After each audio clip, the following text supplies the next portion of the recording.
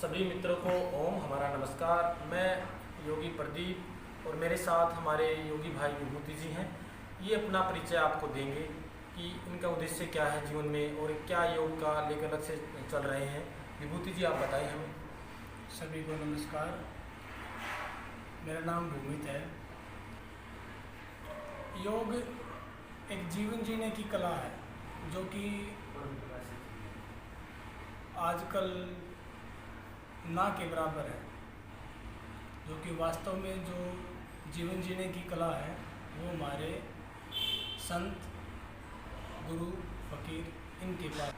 मकसद यही है मेरा कि सभी निरोगी रहें, खुश रहें, आनंद में रहें। आज जिस हम आश्रम में हैं, विराजमान हैं, ये बहुत सुंदर आश्रम है। और आप मेरे पीछे जो ये मूर्ति देख रही हैं, ये हमारे स्वामी निरंजन गिरी महाराज जी की है। देखिए, इस आश्रम की एक खास बात भी रही है कि श्री शिवानंद आश्रम खेड़ी महम में जो गुरु परंपरा रही है। देखिए, पहले गुरु जो थे श्री 1008 श्री स्वामी ब्रह्मगिरी जिनको बोला गया महाराज जी, उनके बाद विभूति जी आए हैं, फिर पंचम गिरी जी हैं, प्रेम गिरी हैं, दशहरा गिरी जी हैं, स्वामी शिवानंद गिरी जी हैं और नानू गिरी जी हैं। उसके बाद जो अंतिम यहाँ के गद्दीसीन रहे वो निरंजन गिरी जी रहे हैं, जो 15 अक्टूबर 1929 से लेकर 5 अप्रैल 2018 तक। तो एक गुरु शिष्य की मतलब परंपरा यहाँ पर चली आ रही है और बहुत सुंदर परंपरा। इन सभी ने यहाँ पर आयुर्वेद का काम किया और लोगों को आरोग्य देने का काम किया। इस सुंदर परंपरा से हम आज बड़े हर्षोल्लास से इनकी कुछ मतलब जो जयंतियां हैं वो मनाते हैं। दूसरी बात ये है कि आज इनके जो नियम है हम उनको फॉलो करते हैं, उनका पालन करते हैं। दूसरे एक बड़ा अच्छा हमें लगता है कि हमें इतना सुंदर वातावरण हमें मिला और योग और आयुर्वेद को जानने का हमें यहाँ से भी मौका मिलता है, जो यहाँ पर आयुर्वेद का काम होता है। और आगे आने वाले भविष्य में यहाँ पर एक योग विभाग भी बनेगा। इसी यहाँ जो हमारा हॉस्पिटल है पीछे, तो वहाँ पर अभी एक योग का डिपार्टमेंट भी बनने जा रहा है, ताकि लोगों को जो है योग के द्वारा भी स्वस्थ किया जा सके। यही हमारी कामना है और हमारा लक्ष्य भी यही है कि जो परंपराएं चली आ रही हैं उन परंपराओं को निभाने के लिए हम दृढ़ संकल्प हैं और हमारा अंतिम उद्देश्य भी है। हमारे साथी हमारे ताऊ जी हैं जो कि यहाँ का आयुर्वेद का एक कार्य संभालते हैं, जो औषधियों का निर्माण भी करते हैं। ये आप देख रहे हैं कि ये औषधियाँ हैं और यहाँ वर्षों से हमारे ताऊ जी इस कार्य को करने लगे हुए हैं। और साथ में आप अंदर आइए, हमारे साथ आपको दिखाएंगे।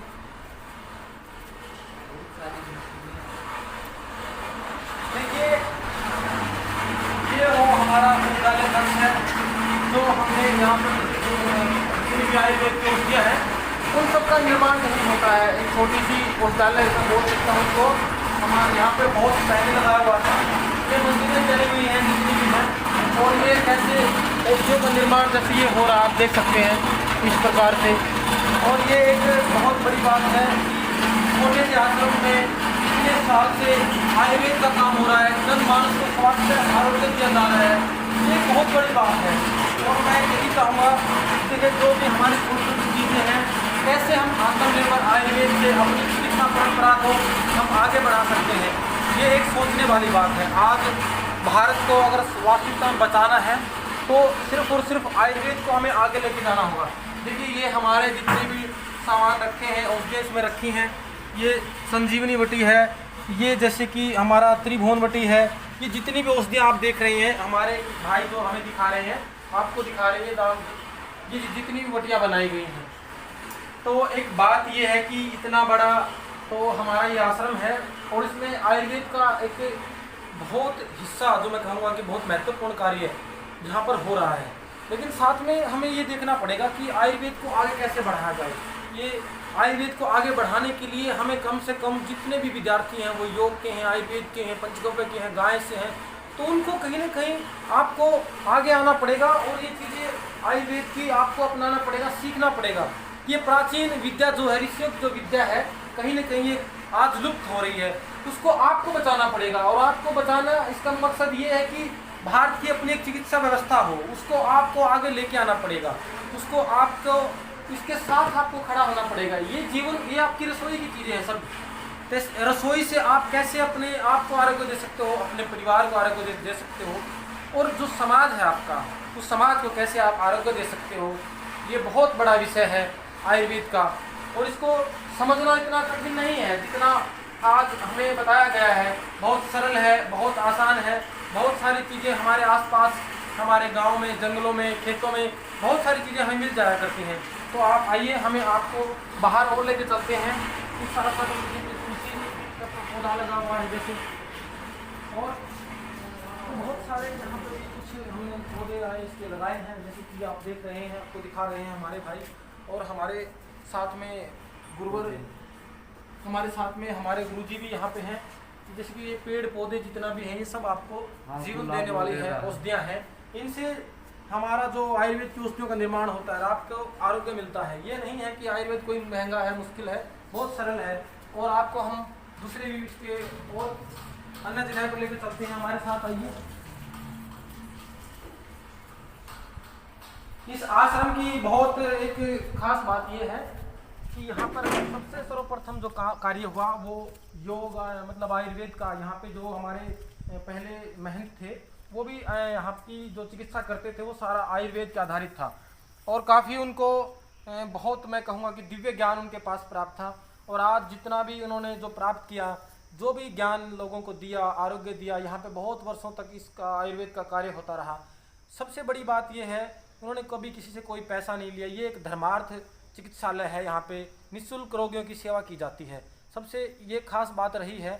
और जितने भी हमारे यहाँ पर जो गद्दीसीन रहे हैं इस आश्रम में, उनकी भी खास बात यही रही कि उन्होंने कभी किसी से कोई पैसा, किसी से कोई भेदभाव, सबको आरोग्य देने का कार्य किया। कोई भी किसी धर्म, जाति, मजहब का कोई इसमें कोई मैटर नहीं था। लेकिन आज भी हमें इस परंपरा को बचाना है, तो कहीं ना कहीं हमें इन आयुर्वेद के जो छोटे छोटी चीज़ें हैं, नुस्खे हैं, उनको हमें सीखना पड़ेगा। और सीख करके हमें कहीं ना कहीं आयुर्वेद को आगे बढ़ाना पड़ेगा। ये एक माध्यम होना चाहिए कि हम कैसे अपने आप को, जीवन को स्वस्थ रख सकें। आज हमारी खेती, हमारी औषधियाँ जो कहीं ना कहीं केमिकल युक्त होती जा रही हैं, और उनका हमारे शरीर पे जो बुरा प्रभाव पड़ रहा है वो बहुत नुकसानदायक हमारे लिए, हमारे आने वाली पीढ़ियों के लिए कहीं ना कहीं बड़ा खतरा बनता जा रहा है। तो मैं सभी साथियों से पुनः निवेदन करूंगा कि आप आयुर्वेद को सीखिए, गौ माता से जुड़िए और गोवंश आधारित कृषि कीजिए, ताकि आपका आहार शुद्ध होगा तो आपके विचार भी शुद्ध होंगे और आपको आरोग्य मिलेगा। ये सबसे बड़ी बात है। आहार को भी ही औषधि हमें बनाना है, क्योंकि आहार से बढ़कर कोई औषधि हमारे जीवन में है नहीं। अगर हमारा आहार शुद्ध होगा तो कहीं ना कहीं हमारा स्वास्थ्य खराब नहीं हो सकता। तो इन्हीं शब्दों के साथ मैं आपसे विदा लेता हूँ। आगे फिर आपके सामने हम योग और आयुर्वेद को लेकर कुछ नई जानकारियाँ आपको देते रहेंगे। धन्यवाद। ओम नमस्ते।